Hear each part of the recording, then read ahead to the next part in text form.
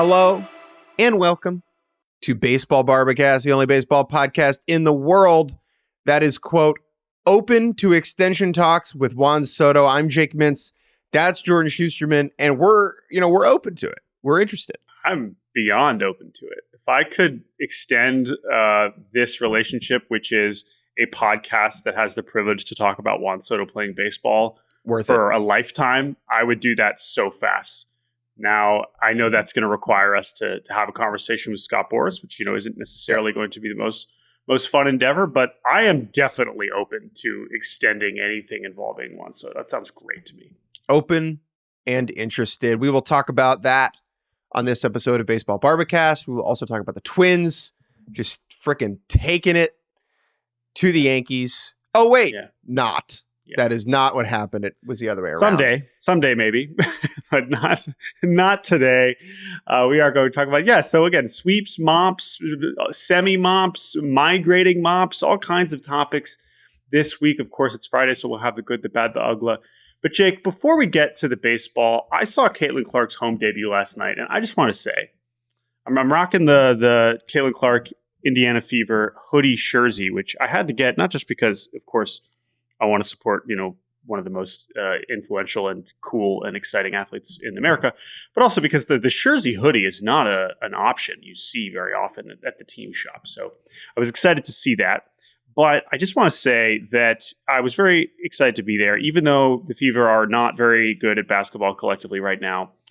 We're like the Yellow Fever, way that they're sickly on the court. The defensive effort was tough to watch, I would say. But you know what?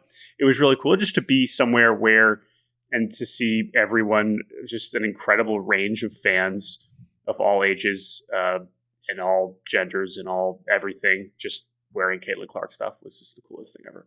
I know she scored, I looked this up. She only scored 9 points last night, Jake. She had one single-digit scoring game in her entire college career, which is way back in her freshman year. So this is what I'm finding out. Apparently that professional sports is actually harder than college sports, especially when you were just playing college sports like a month ago. It is absurd that they have like 2 preseason games and you are just right into it. And I understand it's cool to carry the momentum from the tournament and everything, but it is an absurd ask for the players entering the league, even as someone as talented as Caitlin Clark.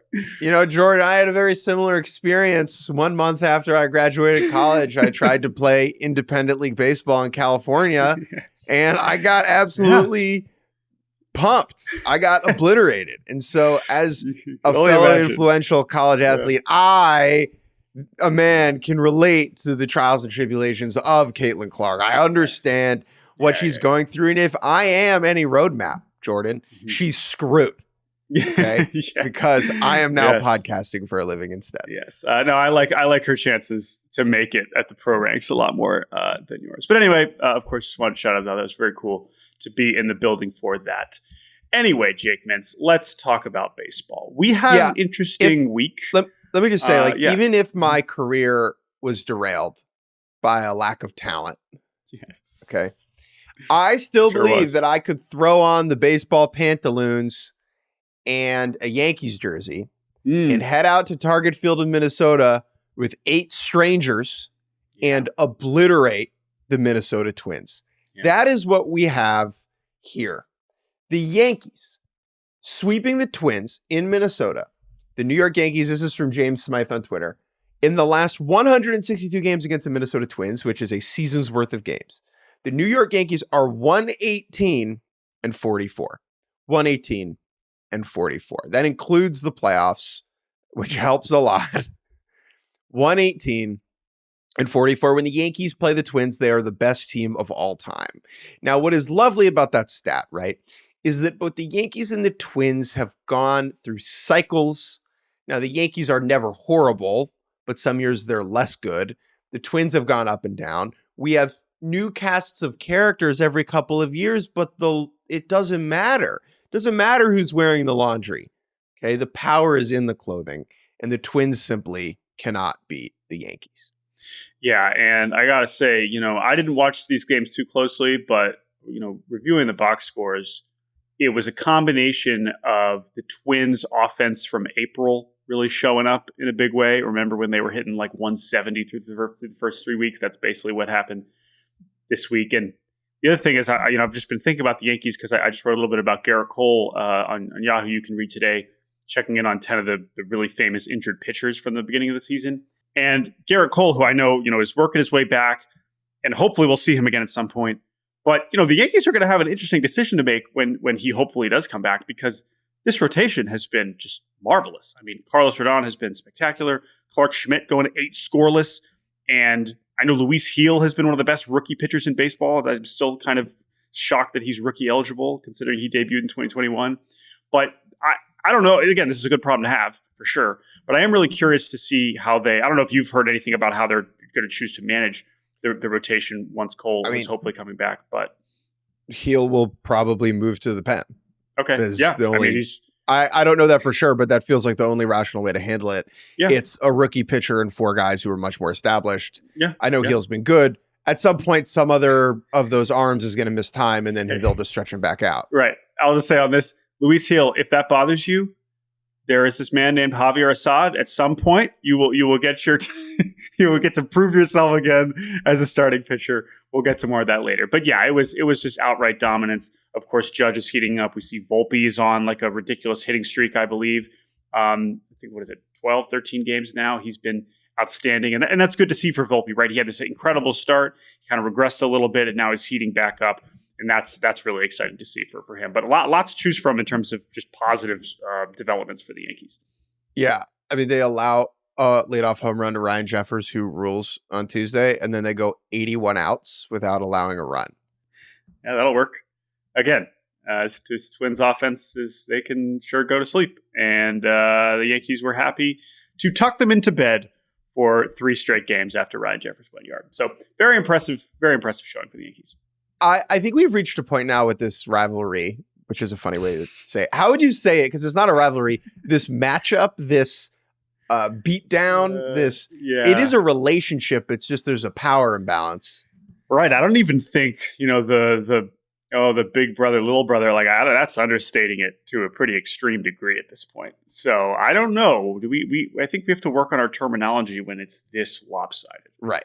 Like, I think Dodgers-Padres is a rivalry right now because both fan bases really care about beating the other one. Yes. I don't think, when the Yankees fans see the Twins coming up on the schedule, there's no sense of worry. There's no sense of tension, right? There's just 2 or 3 free wins, And I think that doesn't create a rivalry. I also think Twins fans are like, oh, the Yankees are coming up? Well, I'm not tuning in for that. So I'm not really sure what you would call it. No, and obviously the fact that they're not in the same division, you're not getting it as often as a Dodgers.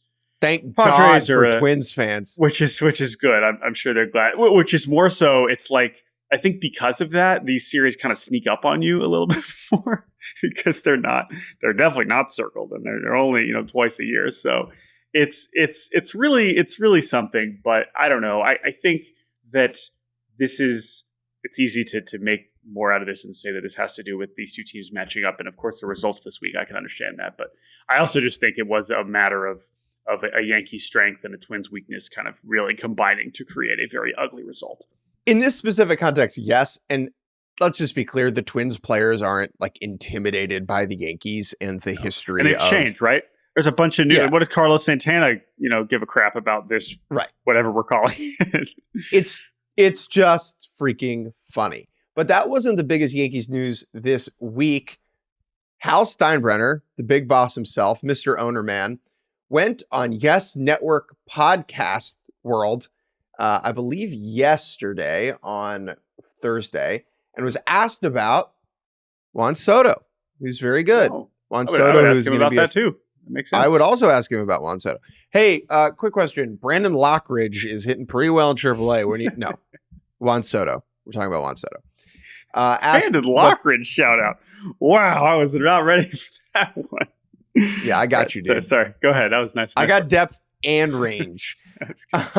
So Soto's obviously a free agent at the end of the year. Yankees acquire him over the winter for a bunch of prospects. It has gone so well in New York, the type of situation where you just got to do everything you can to keep him in pinstripes for as long as possible.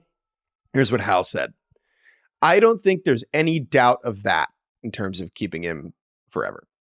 His agent, Scott Boras, by the way, he doesn't say Boras, but it's Scott Boras, doesn't tend to normally do deals in the middle of a season. Correct. Neither do I, which is true. Remember Aaron Judge, free agency, blah, blah, blah. I think it can be a distraction, which is also funny because like everything about being on the Yankees is a distraction. The whole thing's a distraction. But as I said in spring training, when I met with the media, this is a unique situation and a very unique player. So I wouldn't be shocked if there was a conversation or two had possibly during the course of the season. I think it's worth doing at some point. I would agree.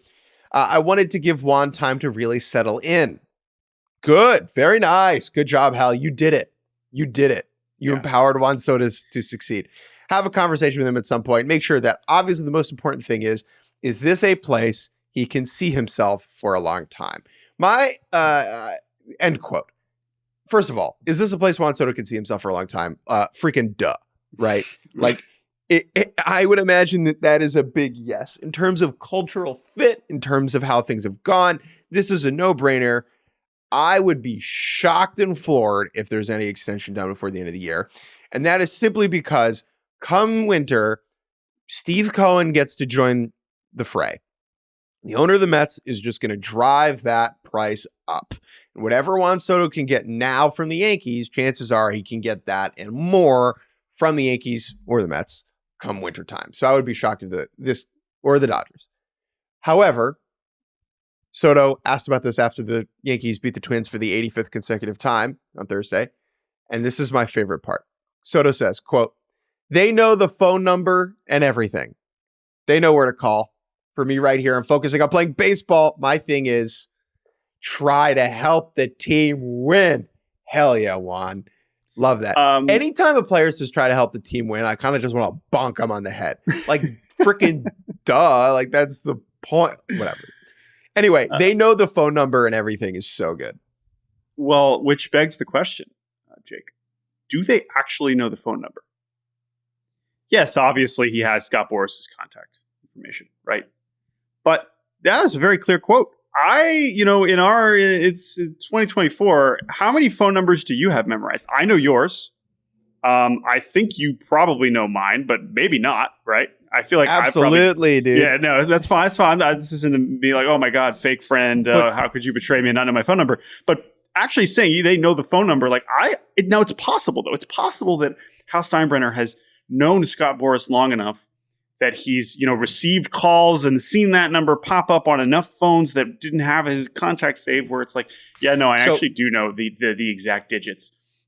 Like, does Juan Soto know Scott Boras' exact phone number? Probably not, right? There's a huge difference between knowing someone's phone number and having someone's phone number, right? And I don't want to nitpick the language here for Soto, who is just like, English is not his first language. And he's I know.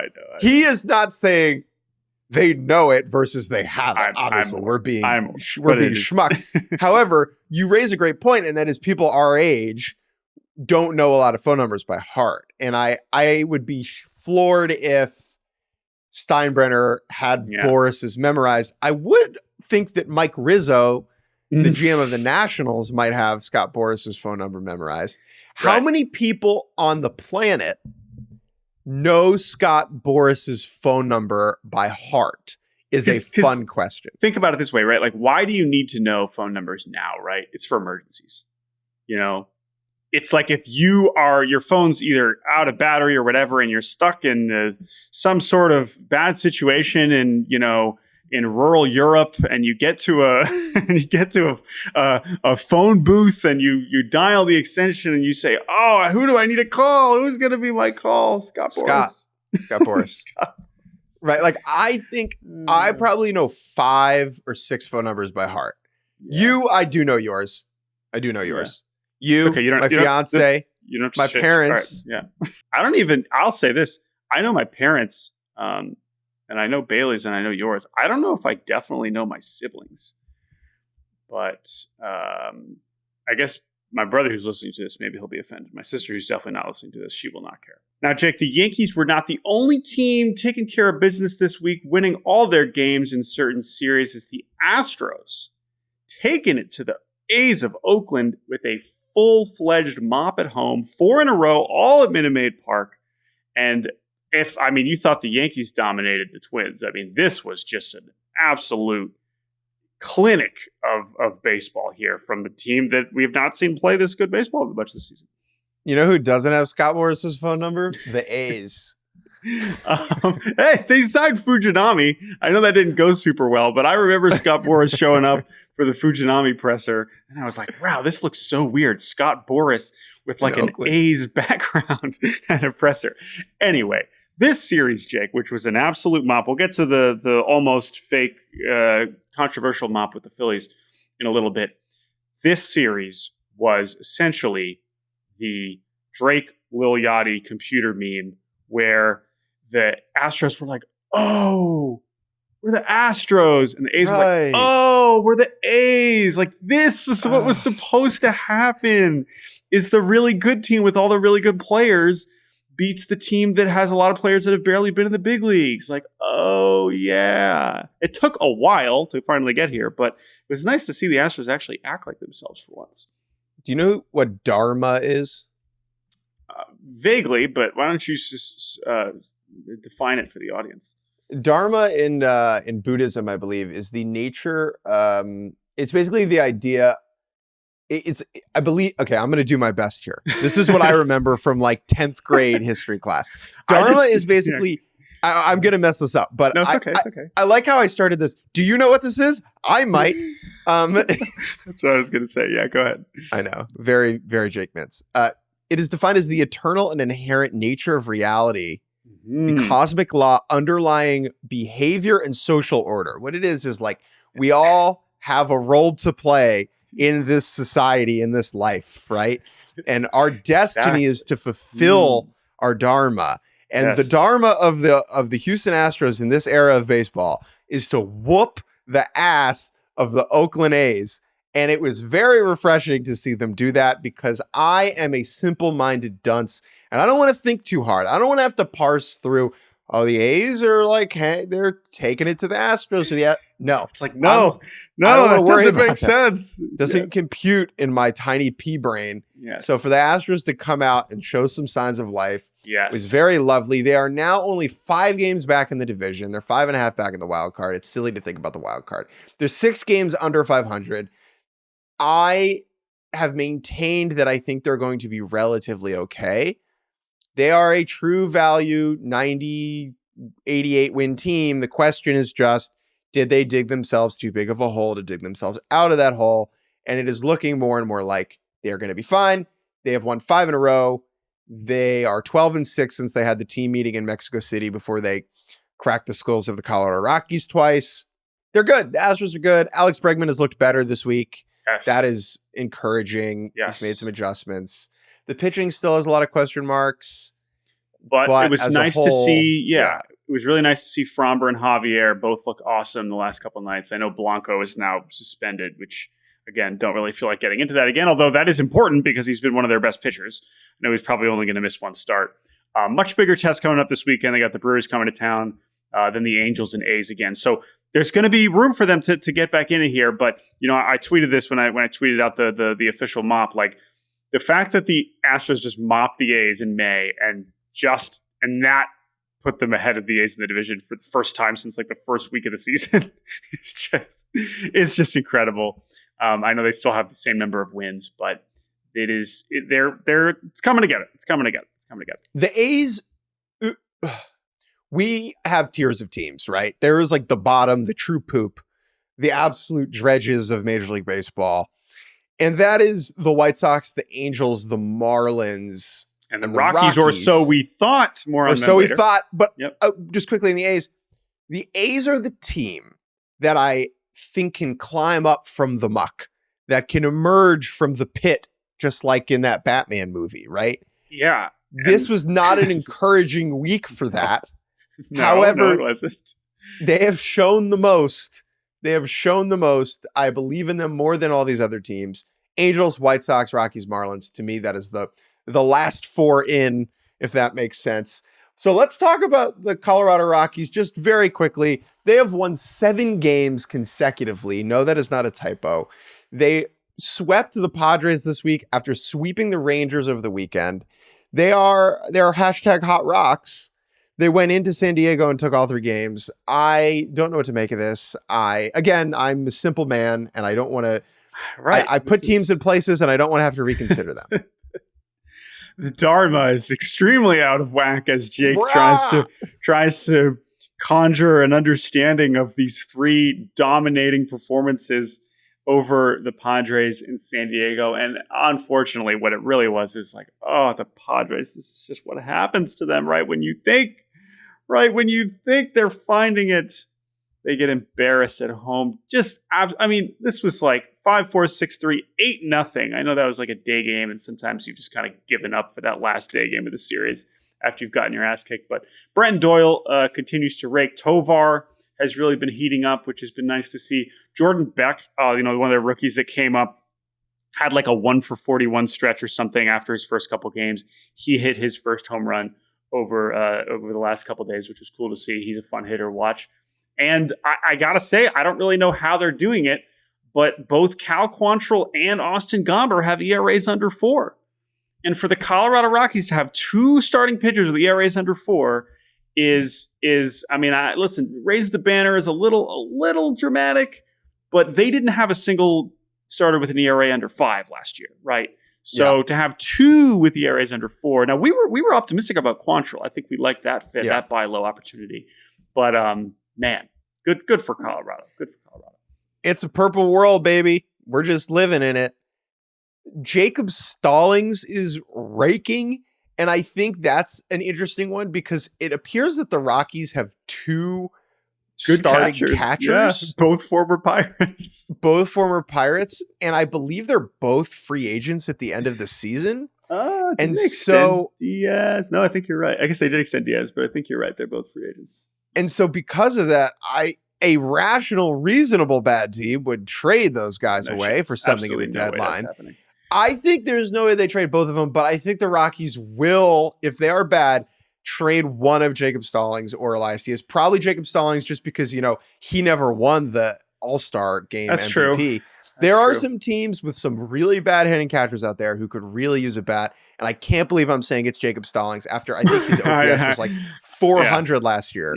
Yeah. Amazing stuff. I wouldn't go that far. It's also hard to trade catchers. So that's another thing to remember. Yes. But trade catchers in season, I should say. But listen, the Astros and Rockies are both 5.5 games out of the wild card spot. Who you got? Flip that. Who you got? Houston here. Lean quickly Houston. On the Padres. What's that movie quote? I love movies. Just when they think I'm out, they pull me back in. I think that's, the Padres are the opposite. They are the Just when they think I'm in, they push me away. Very, very far away. One more sweep and mop related topic before we take a break. Let's talk about the Baltimore Orioles, Jake. Woo! Adley Rutschman. On a heater. These are both kind of, sweep mop discourse related. The Orioles and Blue Jays had a series earlier this week where one of the games was rained out and pushed to later this season, which meant that the 3-game series became a 2-game series, which meant that the Orioles going into the 9th inning on Wednesday were at risk of being quote unquote swept in 2 games, which is important because the Orioles have not been swept in any series or mopped, obviously, in 2 years, 3 years in the regular season. In the regular season, I believe it is, I'm trying to see if I can do this, 116 CRI. That is the number that's in my head. I'll pull up the official length. I mean, Langs has been all over this. But anyway, so Adley saves their ass, so we don't have to talk about it. Yeah. The last time the Orioles were swept was May 13th, 14th, and 15th of 2022 in Detroit, okay, which was a week before Adley Rutschman debuted. So Adley Rutschman has never been swept as a major leaguer, and he ensured that trend continued, cracking a star-scraping, moon-tickling, supersonically high walk-off 2-run blast in the bottom of the 9th to give the Orioles a 3-2 win. It was a delightfully bizarre walk-off home run. He hit it so high.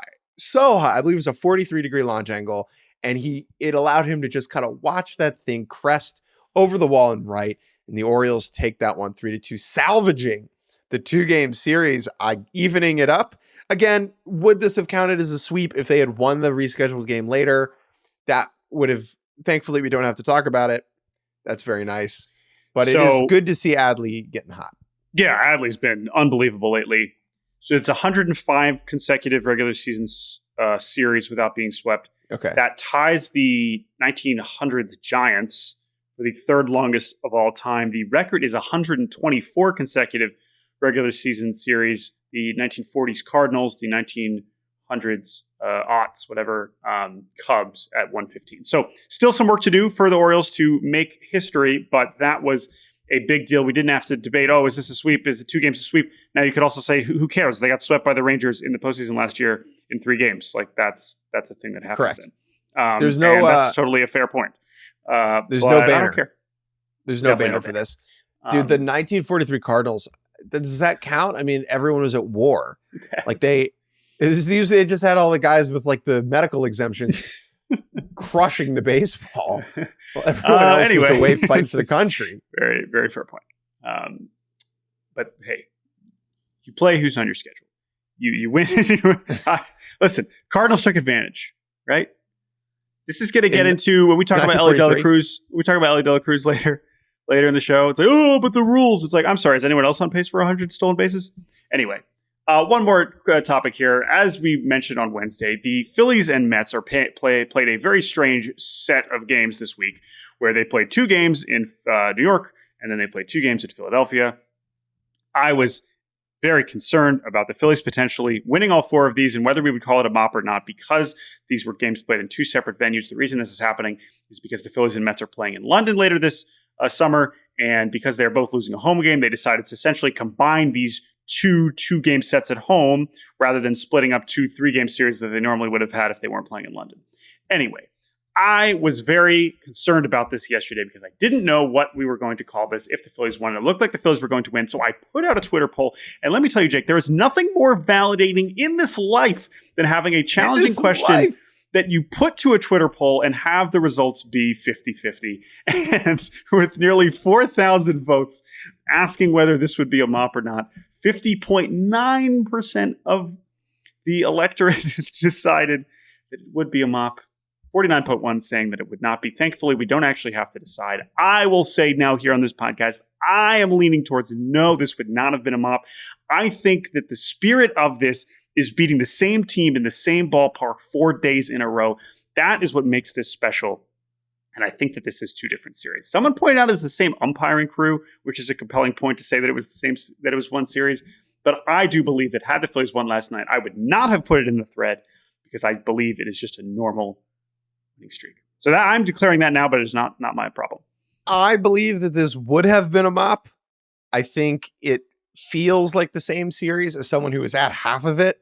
They were treating it like 1 series. Now, the fact that I was only at half of it is a compelling argument against it being 1 series. I would say we're never going to really have to deal with this again. Yeah, although I guess every year we might have a London but it won't influenced. It won't always have a situation where they smush these 2 2-game series because of the geographic, distance. Correct. But I think that it is. I think the tiebreaker vote is just Sarah Lang's.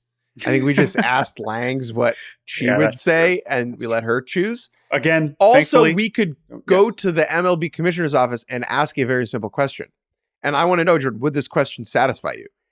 The question would be, is this 1 series? And if they say yes, it's a mop. If they say no, it's not a mop. Yeah. For future considerations. Thankfully, Jose Alvarado and his shaky control.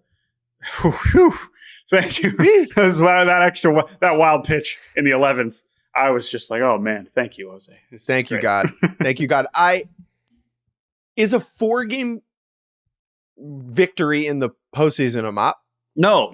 We've talked about this before. Because again, that's also in two different venues. It's a different thing. It's not, this is a regular season term. I feel very strongly about that.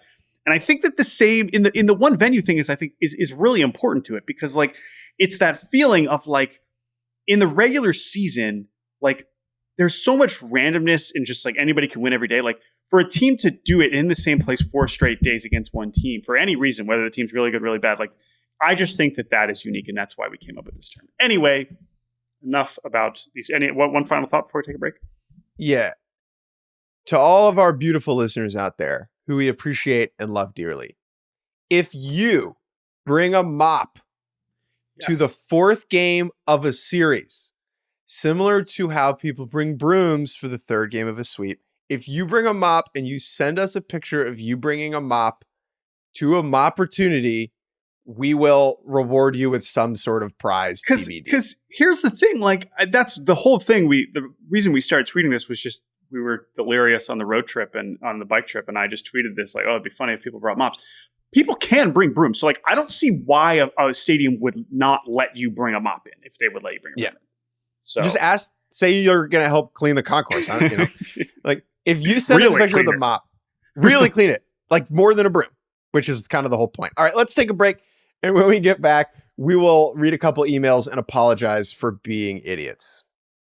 And welcome back to Baseball Barbacast. Jake Mintz, Jordan Shusterman. Let's get into our mailbag, that is. And our first email is a long overdue apology. We've gotten a couple of different emails about this particular topic, but there was one we received this week that I thought really hit the nail on the head. And I'm going to read it now in its entirety. This is from Hallie Cohen. Good morning, my fellow Yids, which you can say if, you're a fellow Yid. Many times you gentlemen have made fun of, or at very least made light of, a quote from Cubs reliever Mark Leiter Jr., in which he posited that Javier Assad is one of the best pitchers in baseball. Correct. Jordan, do you admit to doing this? That's absolutely. Multiple times have I chuckled at that quote. Snickered. Even. Yeah. I'm dropping in to highlight an important and ongoing development, of which I will say, Jordan, we are aware. Javier Assad, if you look at him from a very specific perspective, is indeed the best pitcher in MLB. As of his 6 scoreless innings against the offensively stacked Atlanta racial stereotypes, he has an ERA of 1.49 this season. The time I'm writing this, that makes him the fourth best pitcher in baseball. However, if we stretch that back to June 27th of last year, his ERA of 1.94 is the single best in MLB over that time span. Is ERA the best measure of a pitcher's talent or effectiveness? No. Does making the time frame so specific skew the numbers in a way that is conducive to the conclusion I was hoping for? Yes. Is it also true that the numbers above are incredibly impressive, especially considering he's been able to be effective as both a starter and a long reliever? Yes. Plus, he looks really good out there. He has been such a bright spot of consistency and quality over the last few months, during which the Cubs have dealt with a quantity of injuries that is frankly biblical and a bullpen that is shaky at best. Bear Cubs and bleacher beers, Hallie. Outstanding email. Let's get a couple things straight. Okay. Javier Assad is really good. Okay. I don't think we were ever denying that he is good. I think we believed in Javier Assad. Okay. We were merely snickering at the assertion that he was one of the best. What was the quote again? One of the best pitchers in baseball, to be completely honest. To be completely honest. Now, Mark Leiter Jr. said this on August 6th last year, I believe. Okay.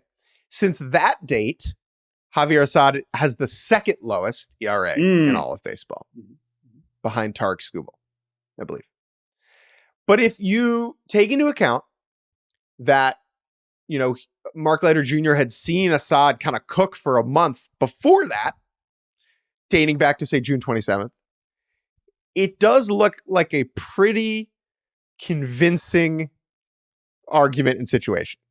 And what is important here, and this is mentioned in the email, the reason that Mark Leiter said this originally is because he said it after the game that Javier Assad started for the first time in multiple months. And the premise was Mark Leiter Jr. was like, I know how hard it is to try and be a starter and a reliever, right? Like he's been bouncing in his career, obviously at different levels, whatever. He's like, that is why he personally is so impressed at his ability to do that. But now that was like the original sentiment. Whereas now he's just been a starting pitcher this season, and he's been like you didn't have to know anything about the past. If you just pull up the ERA leaderboard this year through his 9 starts, the dude's got an ERA under 2. And so, I have no way to say whether he was a reliever in the past or not. That is very impressive. We were rude and dismissive of the truth via Mark Leiter Jr. And for that, I will be eternally sorry when Yom Kippur rolls around. Yes. I will pray for forgiveness and I will atone. I will beat my chest. I have sinned. I will think of a sweaty Mark Leiter looking into the camera and saying, to be honest, to be completely honest, Mark Leiter Jr. Correct. I think the ascension of Javier Assad, it's sometimes hard to determine when a pitcher or a player is being like, goes from being fun, cute, good to actually good. True. This is something that happened in a similar context with Nestor Cortez. Definitely. Where it was like, whoa, this is happening. Whoa, and then it moves to, like, wait a minute, he's an all-star. Whoa, like the Yankees need him to start game 2 of a playoff series. Yeah. Okay, right. And Assad has had a similar ascension. And so I think we have officially reached good. Absolutely. Yeah. What's our next email? Our next email, Jordan, is from Ian. Ian has just a couple of really nice, straightforward questions, which I very much appreciate. Ian says, some questions for your consideration. We should clarify this email was 4 days ago. 4 days ago. We'll answer it today. Who are you feeling better about right now? The Nats or the A's, Jordan? That's why I mentioned that. Jordan? Still the Nats. I would have said the Nats 4 days ago too. Me too. Yeah. Who are you feeling better about part 2? Ooh, a sequel. Guardians or Brewers? Brewers, definitely. Brewers are good, dude. Yeah, Brewers for a lot of reasons, I think. Cleveland, I think Cleveland's proven a lot too, but Brewers between the two. Which start is more frustrating, disheartening? Giants or D-backs? I would say that the D-backs are more disheartening and the Giants are more frustrating. Like, because the D-backs could have just rested on the laurels of reaching the World Series and not spent any money over the offseason, but they did, and I want them to be rewarded for that effort. Yes. And so I find it disheartening that they have not had that experience, whereas the Giants, a lot of their lack of success has just been injury related, and I think that is frustrating. That's true. Yeah, I'm not sure frustrating and disheartening I would have them as synonyms here, so I agree with your point there. Giants also tried. They spent a bunch of money, but injuries have mostly derailed them there. So I think I agree with your assessment. Ian's next one. Who are you most optimistic about for the next few years, 2 to 3 years? Tigers, Mets, or Red Sox? I think, man, you feel like you have a pretty strong answer. I do, but I want to see what yours is first so that you don't copy me. Interesting. I am going to say the Red Sox slightly over the Mets. Slightly over the Mets. Okay. But I'm between those two over the Tigers. Pretty comfortable. Yeah. Mets for me. I think their new president of baseball operations, David Stearns, knows what he's doing. I think they have an unlimited pool of money to work with. I think they have a pretty solid farm system. I'm worried about their pitching, but I think they can just go buy that if they need to. Their money's going to come off the books, and even if they let Pete go, I don't think that's the end of the world. I would say the Mets. The Tigers just don't have a monster. And I think the Red Sox haven't changed enough and are still focused too much on the long term. Their ability to just conjure pitching out of nothing is really amazing and will help them moving forward. But yes, I would say it's Mets, Red Sox, Tigers in that order. That's fair. I'm leaning Boston because while they also have a million injuries, I still like their offensive core and what they have coming, combined with the fact that they clearly have improved drastically in their pitching development, acquisition, and all that stuff. So, and in theory, they'll spend money again at some point, but maybe not. So that's close for me. That's why obviously Mets, I'm just concerned about how the Mets are going to get outs. And I also am concerned that they are wasting the primes of their best players right now. Yeah. So, yeah. Who are you most optimistic about for the next few years? Part 2 is the last one. Cardinals, Astros, or Blue Jays? This is a phenomenal one. And I think we should just crumble up the Blue Jays and toss them to the side because I feel the most pessimistic about them. I think I agree. Yeah, I think I do too. I think so Toronto and Houston have the weakest farm systems between, St. Louis still has a pretty strong farm, I would say. But again, the infrastructure is in doubt in all three of these places. Now, again, 2 to 3 years is an interesting time frame, right? I think this is an even interesting question for the rest of this season, let alone 3 years from now. I am going to continue to be optimistic about the Houston Astros until they burn me. I understand that Jeff Bagwell, who has no experience in baseball executive, is essentially running the team. I get that. Right. However, I understand the farm system is kind of poop. I get that. I understand that Jordan and not Jordan. Kyle Tucker will be a free agent after next year. I get that. Still, I will pick the Astros until they burn me. Okay, so and that's the long term too, not this year. You're saying like 2026. Okay, sure. I think I agree with you. I think that their talent that they are still projected to have on the roster in 2 years is still more encouraging than the other two teams. Yeah. So I think it's that simple. But that's a great question. So thank you to Ian. One more. This is from Austin, Jake, and Jordan. Let's start with the subject line. I went to 15 Nats games and they went 0-15. This is unbelievable. Yes, you read this correctly. Between 2022 and 2024, there was a stretch where the Nats lost 15 straight games I went to. Last year, I even went to an A's Nats game and they still lost. What a freaking burn. However, on May 7th of this year, I got to watch them win a game in a 3-0 victory over the Orioles. That was a great game, actually.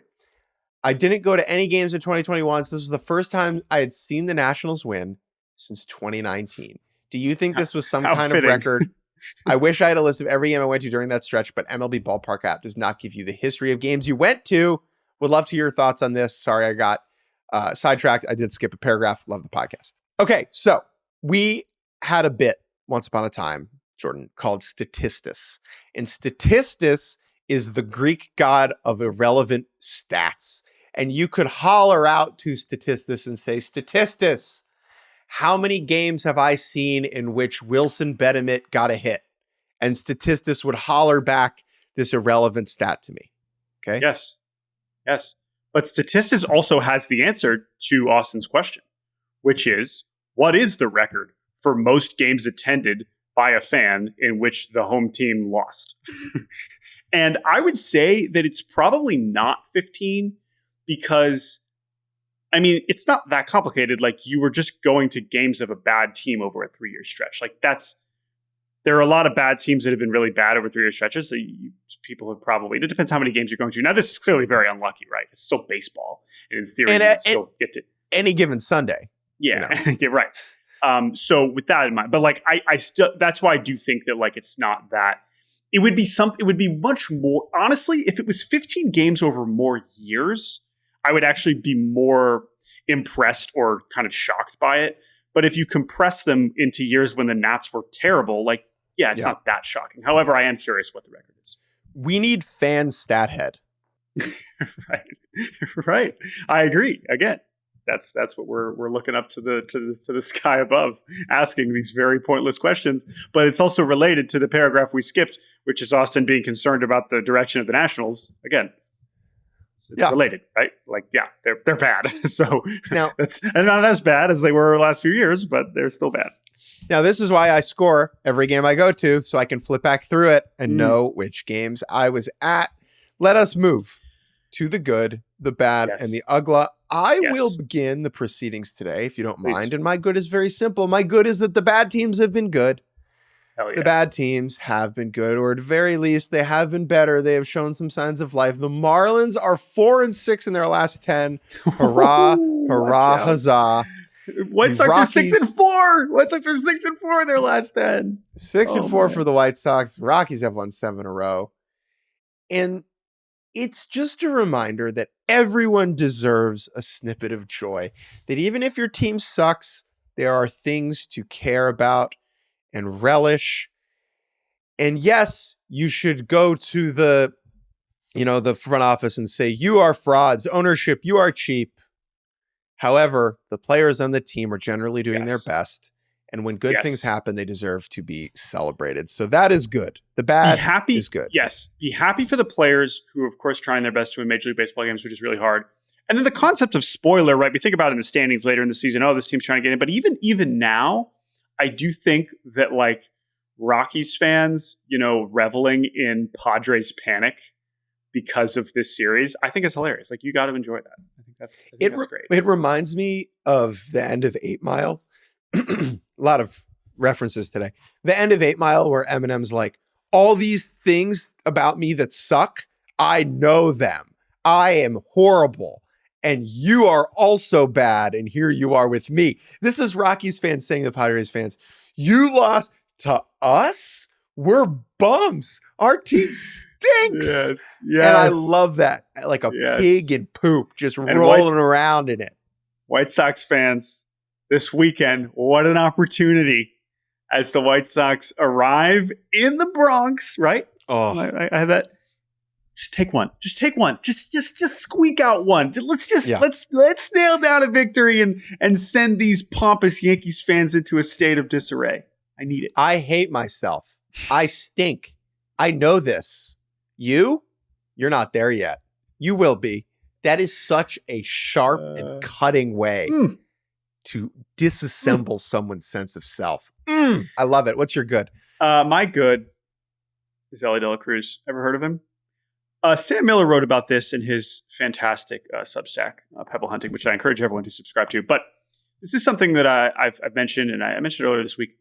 I really don't think people are quite understanding how often Elly is running. We are really at little league levels of, there he goes, right? You talked about this, comparing it to your kids earlier this week, but that's what's happening. And Elly De La Cruz is at 30 steals, Jake. We talked about the Phillies being the first to 30 wins. Elly De La Cruz is at 30 steals. He talked before the season about how his goal was 80. That ain't going to be a problem if this man stays healthy, as he is 13 ahead of second place Jose Caballero. This is a good tweet from Bryce Spalding, who is a Reds fan, who I enjoy his content. He said, last year, Ronald Acuna led baseball last year with 73 steals. He did not reach 30 until June 16th in the 70th game of the season. Elly has 30 on May 16th in game 45.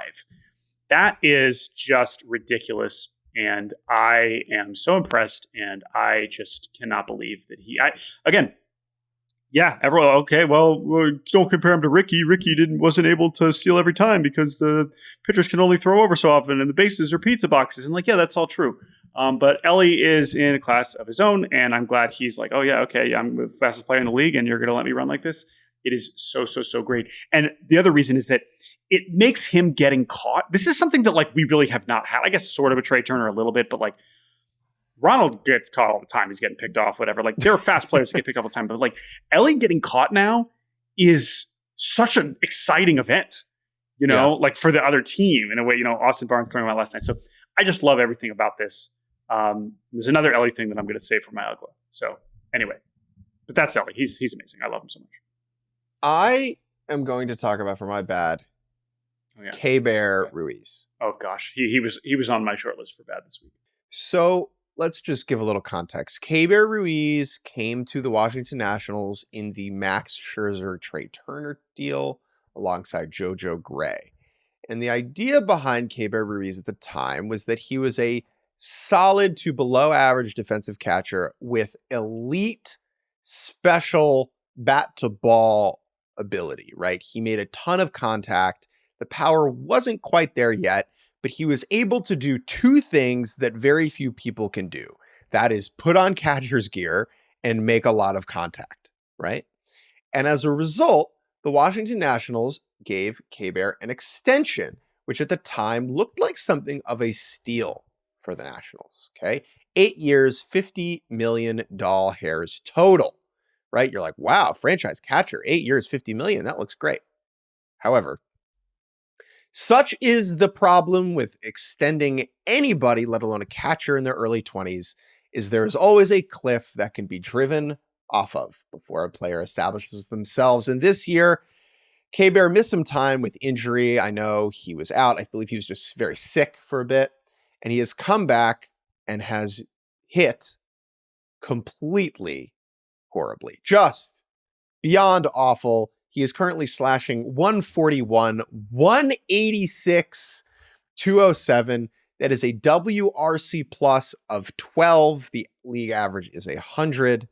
He has been one of the worst catchers in baseball, if not the worst catcher. His defensive abilities have also backed up to the point where his framing, I believe, is like 9th percentile.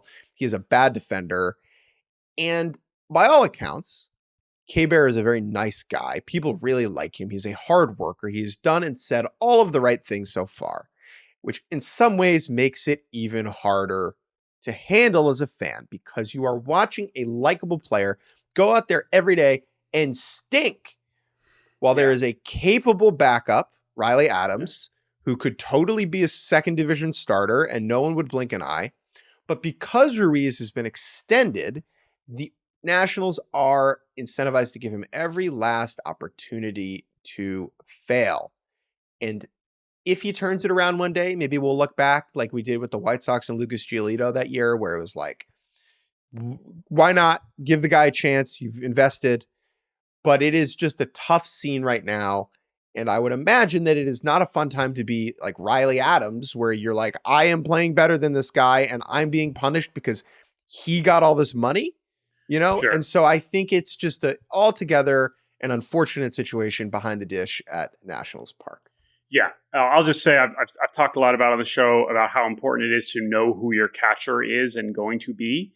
And for the Nationals to think they had that answer and for that answer to so far be a very wrong answer is very troubling because that's just a huge commitment. Just so much flows through your catcher and trying to solve that. There's so many organizations that are desperately looking for that and they thought they had it. And I don't want to totally doom him because of the injuries that he's dealt with and just kind of the fluke, sickness stuff. He's lost a lot of weight, but he has a lot of work to do. My bad this week, Jake, is the best baseball player in the world in April has been one of the worst in May. Tyler O'Neill in May is hitting 152 with a 47% strikeout rate, which is very high. This is an all-time case of regression. But I'm not here to just crap on Tyler O'Neill's epic regression because I have a feeling that this weekend he might start to turn it back around because where are the Red Sox but St. Louis? And Tyler O'Neill will return to Busch Stadium. If he's going to start turning it on again and start launching balls out of the yard with regularity, wouldn't be surprised if it comes against the Cardinals. But 47% strikeout rate over any amount of time is very bad. So that is why he's in my bad. What is your Uggla this week, Jake? Tristan Casas. Mm-hmm. You see this? Yes. So Tristan Casas is hurt right now. First baseman for the Boston Red Sox, who was outstanding second half of last year and then looked really good to start this season. He is on the IL for, I think, about 2 months. And Tristan Casas made some waves this week because he seems to be going a little crazy without being able to play baseball, which is totally understandable. That's why I went off the rails because I can't play baseball anymore. But Tristan Casas, there was a video of him in the dugout, kind of like on the top step, tracking every pitch that comes in to try and get his timing going. And there were some bad takes, some good takes flying around, some bad takes. Some people were like, oh man, Tristan Casas, like, he must rub his teammates the wrong way if you do this every at bat. I don't think that's true. I think Tristan Casas is an odd duck in an endearing way. And I think that the teammates of his on the Red Sox, I don't think that him timing up hitters from the top step is like what's going to push you over the edge on Tristan Casas. If you don't like Tristan Casas for whatever reason, because you think he's kind of weird, I like him. I know a lot of players do, and I like him too. But if you don't like him, I think that is already kind of set. I don't think him doing this is the tipping point for you. And then there's also a video of him in the bullpen, just like staring out aimlessly while a Red Sox a bullpen coach just kind of shoots machine baseballs in his general direction. I just sent it to you, Jordan, on Slack. It's very goofy. Tristan Casas has a horrible demeanor. Oh, I see. For like a hurt guy. Like he is so much, you know, like I can imagine him just like, I want to play, I want to play, I want to play, I want to play, I want to play. But I guess I'm just saying this because I think Tristan Casas is different. I just think he's a different cat. Yeah. And I think that's a good thing. This bullpen video is amazing. I will say the one take I haven't seen yet is that my problem, if I was his teammate, him doing this in the Red Sox dugout, is that the Red Sox dugout is tiny. And if you're taking up too much space in that dugout, I could imagine that bothering me. Just saying. Tristan Casas is a big guy. Like, dude, take a seat. Take it easy. You're not coming back anytime soon. Like, it's fine. But it's fine. But I agree with your general point about him. Tiny dugout. It's also a very tiny dugout over there in Fenway, you know? That's what I just said. That's exactly I wasn't listening to you. Go ahead. Okay. Thank you. That is exactly the point. But thank you for re-emphasizing and saying, well, you just said, I'm going to say it again. Yeah, I like that. My Uggla this week is Elly De La Cruz. What did Elly De La Cruz say after the game yesterday? Last year, after Elly De La Cruz played at Dodger Stadium for the first time, he did his post-game interview with Jim Day. And Jim Day, legend, love Jim. I've been very lucky to get to know Jim since I've been going to Cincinnati all the time. He asked him, he's like, oh, this is a lot of players get this question. Oh, it's LA, you're showing out, whatever. And last year, when Elly was still doing his interviews in Spanish for the most part, he said something in English that caught people's attention. He said, "This is my city." Elly said, "This is my city" last year about LA. And people were like, what are you talking about? There was this all confusion. Like, why did he say this? Future Dodger. What is going on? Right. Okay. So obviously you get those takes, whatever. This year, last night, he steals 4 bases. Post-game interview with Jim Day. Now Elly's doing his interviews mostly in English. Incredible. And he brings up to Jim Day, because last year said, "This is your city." And now we get more of an explanation. And this explanation is twofold. Okay. And the reason why this Uggla will be very apparent. The first part that Elly says is that LA was the first place he went to in America when he was younger. So that was like the first city that he saw in the US, and he loved it, whatever. To the point when he was younger, he would apparently tell people he was from LA. Like, he's like, "This is my city." But then he says that the reason he really loves this is because he used to play a lot of GTA. Which is, it was unclear if he was saying he played it a lot as a kid or he still plays it now. Either way, that fictional LA, aka Los Santos, is the reason that Elly De La Cruz is like extra balling out when he goes to Dodger Stadium, is as Uggla as it gets, and warms my gamer soul. As long as Elly doesn't try and steal a fighter jet. Okay. Yeah, hey, Elly, let's keep those, when we're talking about 5 stars, we're talking about StatCast catches, not the FBI helicopters coming after you. When we're talking about heat, we're talking about exit velocity. Elly seems like a pretty chill throwing guy. It across the diamond. I'm not worried about him, but just remember, video games, they're not real. They're not real. Where's GTA 6 going to be? The new one is going to be in Miami, right? I think, yeah. It's like, yeah. That'll be his city. That'll be his city. Oh, that's so good, dude. Oh my gosh. All right. Anyway, so I'm just going to be making now pressure's on Red Social to start coming up with some cheeky GTA references. I know some of the people that run at Reds. They're good folks. Next time I'm gonna be at the ballpark. They're gonna be playing the Dodgers actually next week. Here's an easy one. Yeah. Here's an easy one. Another rock star game for Elly De La Cruz. There you go. Easy. That's good. All right. That's my Uggla. That's our good, bad, and Uggla, Jake. We've already gone a little long on this episode, so let's keep the weekend preview tight. It's the BBQ Bowl. It's happening, Jake. The Orioles and the Mariners, our two favorite teams, will face off this week. The last time they played each other was my wedding weekend when the Orioles were in Seattle. A couple incredible games, I believe, 2 extra innings games. Last time I was not paying attention because I was getting married and you were there too. I guess we did watch the Friday game, which was like the Mariners absolutely dominated the Friday game and then lost 2 heartbreakers on Saturday and Sunday.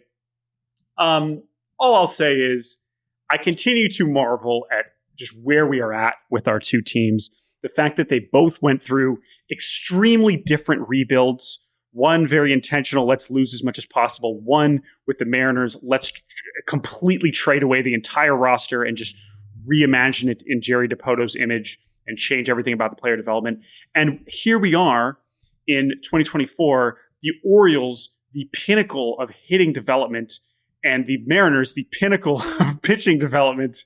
And they have both just produced hitters and pitchers at rates that other teams are so envious of and sometimes leave us frustrated as fans because of the shortcomings in the other parts of the roster. Obviously, the Orioles are in much healthier shape overall, certainly due to ownership and just due to the overall strength of the system.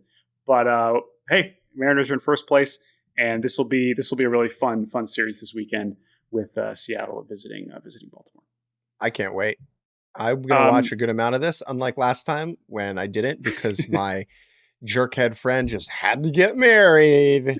Jordan, yeah, go ahead. I believe, let's see who the Mariners are playing on my wedding day. So that I was going to check that, right, because they play. Okay, so this is interesting. The next Orioles series is July 4th week, I guess July 2nd to 4th. But the Mariners it's really about who the Orioles are playing, right? I guess it was both last time. So Orioles are playing the Rays on the day of my wedding, and the Mariners will be in St. Louis. So there you go. Interesting. All right, that's fine. Anyway, any other series you're looking forward to watching this weekend? Pirates took the first game of the opportunity against the Cubs. Skeens versus Hendricks this afternoon. By the time you're listening to this, hopefully you are watching all of Paul Skeens' splitters be 10 miles an hour harder than Kyle Hendricks' fastballs. What are the other series you are looking forward to this weekend? Padres Braves tickles my fancy.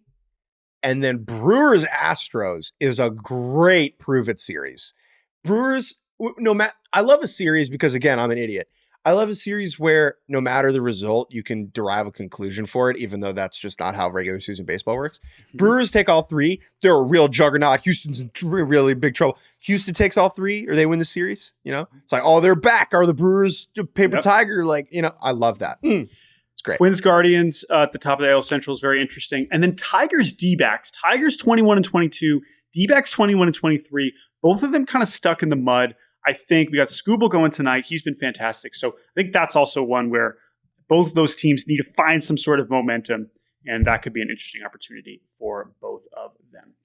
All right, that's it. We're done. Thank you all for listening to this episode of Baseball Barbacast. Everyone have a wonderful weekend. We will talk to you again on Monday. You can email us at baseballbarbacast@gmail.com. Thank you to Andrew Hartz for producing. And have a wonderful weekend.